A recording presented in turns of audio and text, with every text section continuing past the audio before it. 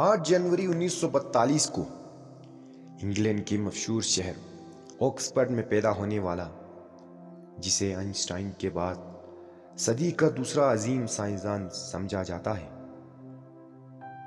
जो सिर्फ 22 साल की उम्र में मोटर न्यूरॉन नामी बीमारी का शिकार हुए, जिसके बाद इंसान के जिस्म के अज़ा धीरे धीरे काम करना छोड़ देता है। मगर फिर भी उन्होंने हार ना मानी और दुनिया के सामने ब्लैक होल और नजरिए उसाफियात से पर्दा उठाया। मैं हूं इस्माइल काजिम और आप देख रहे हैं जीबी रिकॉर्ड्स। तो आज हम बात करने वाले हैं स्टीफन हॉकिंग के बारे में। 22 साल की उम्र में डॉक्टर्स ने उन्हें बताया कि वो अब सिर्फ 2 साल ही जिंदा रह पाएंगे, मगर मौजूदाना तौर पर वो इस बीमारी से जीत गए। लेकिन उनकी बाकी सारी जिंदगी आईटेल कंपनी की बनाई एक जदीद व्हील चेयर पर गुजरी। इस व्हील चेयर पर एक कंप्यूटर भी था जो हैकिंग के इशारों को डायरेक्ट करके अल्फाज में कन्वर्ट करता। स्टीफन एक थ्योरेटिकल फिजिस्ट और मोलॉजिस्ट था। वो बचपन से ही इंतहाई ज़हीन था, तभी स्कूल में सब उन्हें आइंस्टाइन कहकर बुलाते थे। स्टीफन ने बचपन में ही पुराने और ख़राब बरकी आलात की मदद से एक कंप्यूटर तैयार की। उन्होंने 1959 में नेचुरल साइंस की तालीम ऑक्सफोर्ड से हासिल की और पीएचडी कैम्ब्रिज यूनिवर्सिटी से की। स्टीफन ने 2 शादियां की। पहली जीन वाइल्ड से की, जिनसे उनके 3 बच्चे हुए, और 1991 में उन्हें तलाक दी, और 1991 में ही अपने नर्स से शादी की, जो 2006 में तलाक पर ख़त्म हुई। 1974 में उन्होंने नज़रिया पेश किया कि खला में ब्लैक होल हॉकिंग रिएक्शन खारिज करता है। 1998 में आलमी शोहरत याफ्ता उनकी किताब the brief history of time शाया हुई, जिसकी उस वक्त 1 करोड़ कॉपियां फरोख्त हुई। 2014 में उनकी ज़िंदगी पर एक फिल्म बनाई गई जिसका नाम द थ्योरी ऑफ एवरीथिंग था।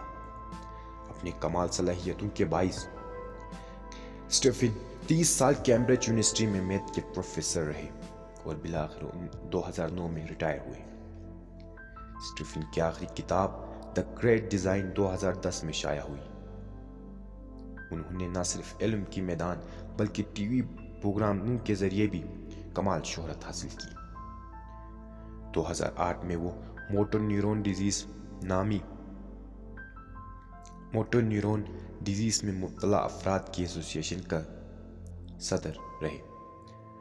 उन्होंने अपनी किताब में लिखे बातों को समझने के लिए नासा की मदद से खला का भी दौरा किया।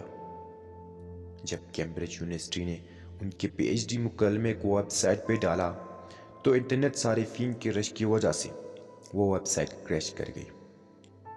स्टीफन का कहना था कि इंसान को अपने ही बनाए गए तख्लीक से खतरा है और इंसान को किसी दूसरे मखलूक से राब्ते की कोशिश नहीं करनी चाहिए।